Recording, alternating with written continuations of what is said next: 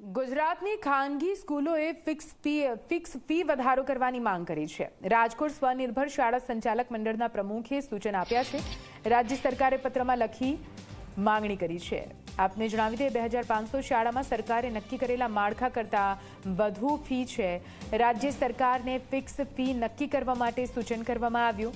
10% કરતાં વધુ ફી વસૂલતી ખાનગી સ્કૂલો એફઆરસી સમક્ષ જાય। 5 થી 7% ફિક્સ ફી નક્કી કરવાની માંગ કરવામાં આવી છે। સરકાર તરફથી પત્રનો હજુ નથી મળ્યો કોઈ પણ પ્રકારનો જવાબ। મહત્વનું છે કે એફઆરસી પર ફી નિર્ધારણ અંગેનું ભારણ હોવાથી તેનું માળખું મોડું જાહેર કરવામાં આવે છે, જેના કારણે શાળાઓ અને વાલીઓ વચ્ચે ઘર્ષણની પરિસ્થિતિ પણ સર્જાતી હોય છે।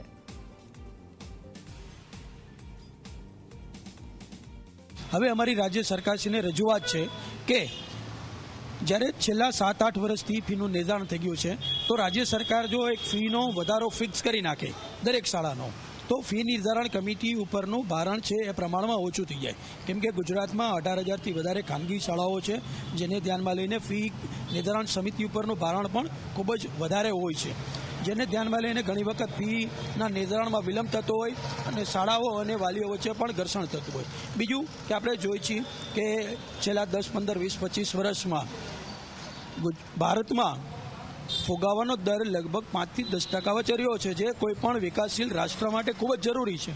તો આ ફુગાવાના દરને ધ્યાનમાં લઈ અને રાજ્ય સરકારના નિષ્ણાંતો દ્વારા, શિક્ષણ શાસ્ત્રીઓ દ્વારા શાળાના સંચાલકોને સાથે રાખીને વિદ્યાર્થીઓ અને વાલીઓ અને શિક્ષણના હિતમાં એક એવો નિર્ણય લેવામાં આવે તો તમામ શાળાઓનું ફીનું નિર્ધારણ છે એ લગભગ તમામ વાલીઓને પણ ખ્યાલમાં હોય, જેથી કરી અને જ્યારે શાળાઓ શરૂ થાય ત્યારે વાલીને પણ ખ્યાલ હોય કે આ શાળાની ફીસ છે એ આટલી થવાની છે।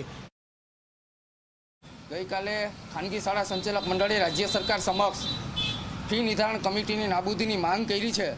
ક્યાંક ને ક્યાંક રાજ્ય સરકાર 2017માં ખાનગી સ્કૂલોના ટોન્ટિંગ ફી વધારાને ડામવા માટે ફી નિર્ધારણ કમિટી નામનો વિધેયક લાવી આવી અને વાલીઓને જે લોલીપોપ પકડાવી હતી, ક્યાંક ને ક્યાંક વાલીઓને એવી આશા હતી કે જે ખાનગી સ્કૂલો જે બેફામ ફી વધારો કરે તેના ઉપર ક્યાંક ને ક્યાંક અંકુશ આવશે, પરંતુ પરિસ્થિતિ સાવ ઊંધી થઈ ગઈ છે। રાજ્ય સરકારે જે તે સમયે પ્રાઇમરી, સેકન્ડરી અને હાયર સેકન્ડરી માટે 15, 25 અને 30 હજારની જે ફી નિયત કરી હતી, તેના બદલે આજે રાજકોટની સ્કૂલની તમે પરિસ્થિતિ અનુભવો તો 15,000ની ફી સામે આજે 2.5 લાખ રૂપિયા સુધીની ફી પહોંચી છે, જેનો સીધો મતલબ ફી નિર્ધારણ કમિટીએ માત્ર ઢીંઢક હતું, ફોર્માલિટી હતી।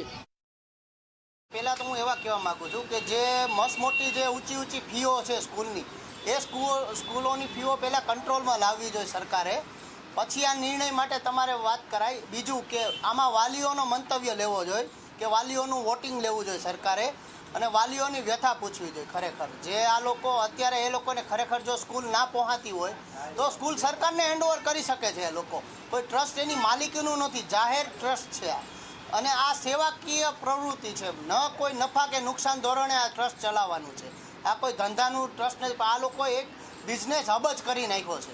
એફઆરસી ખરેખર છે એ સારું છે, જેથી કંટ્રોલ છે, પણ અમુક એફઆરસીના બી નિયમ માનતી નથી સ્કૂલો, તો ખરેખર એવી શાળાઓના દંડ કરવા જોઈએ, અધરવાઇઝ એ શાળાની મંજૂરી કેન્સલ કરવી જોઈએ અને એ બધી સરકાર હસ્તક લેવી જોઈએ।